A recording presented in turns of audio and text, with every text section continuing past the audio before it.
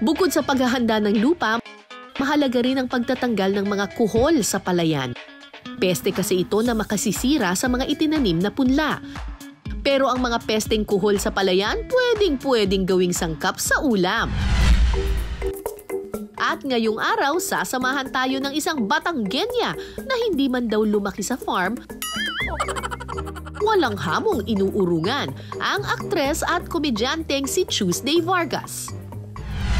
Okay, sisimulan na natin tong gawain na ito. Mamumulot tayo, hahango tayo ng kohol. Pero kailangan ko ng katulong at medyo malaki siya.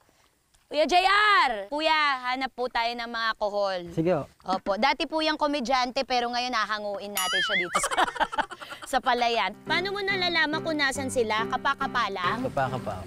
Madaling dumami ang mga kuhol o golden apple snail sa mga matubig na lugar tulad ng palayan. Lalo pa at nagsisilbing pagkain nito ang mga binhi ng palay. Actually, matangkad talaga ako. Kalahati na ng hita ko. Nalalaglag dito. Saya, para akong tumatapak sa tsokolate. Ayun. Ay! Gumagalaw! Naalala ko pag kinakain namin, tinutoothpick pala rin. Oo. Yung loob. Inuhugot. Inuhugot pa sa loob. Sa loob. Ayan nga, oh, yung binhi, inaano nila. Kinakain nila. Saan? Sa madami. Ikaw kumuha. May coach kami, may coach kung saan daw madami. Dito, Dine. Okay. Aba Tuesday, mukhang nag-i-enjoy ka na talaga sa putikan ha? Okay, so eto na, success tayo. Tingnan nyo naman, halos 2 kilong kohol yung nahango natin. Excited na. Mamaya lulutuin natin to. Let's go! Ayan, kasama natin ngayon si Ate Beck at eto na rin yung kohol kanina na hinarvest natin. Tinanggal na ni Ate Beck sa shell. Pinakuluan na rin niya tapos binulungan na niya ng dasal para masarap.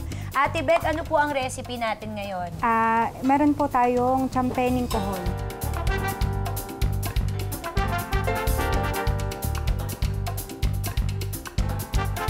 Mantika. Konting margarine.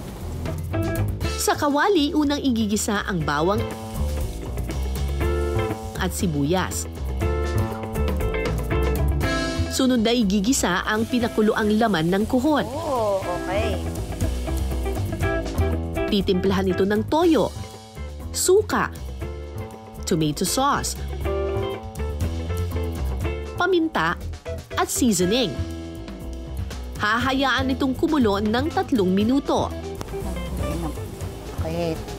Pag medyo parang nawala na yung asim sa saka mo hahaluin. Lalagay na po natin ang sili. Sili. At saka timplahan muli ng pampalasa at asukal. Ang bango! Oo nga, parang malapit siya sa bopis. Yung itsura, tsaka yung parang pagluto.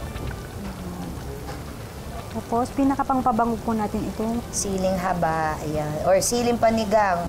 Ang paborito ng mga Lipenyo na champening kuhol? Cool din kaya ang lasa?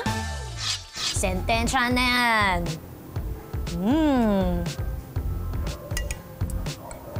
May kanin tayo, guys, para match.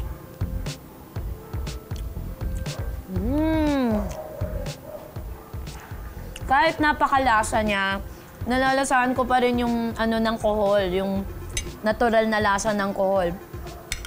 Okay ito Parang kailangan ng konting shot. Pero pang ulam, okay din.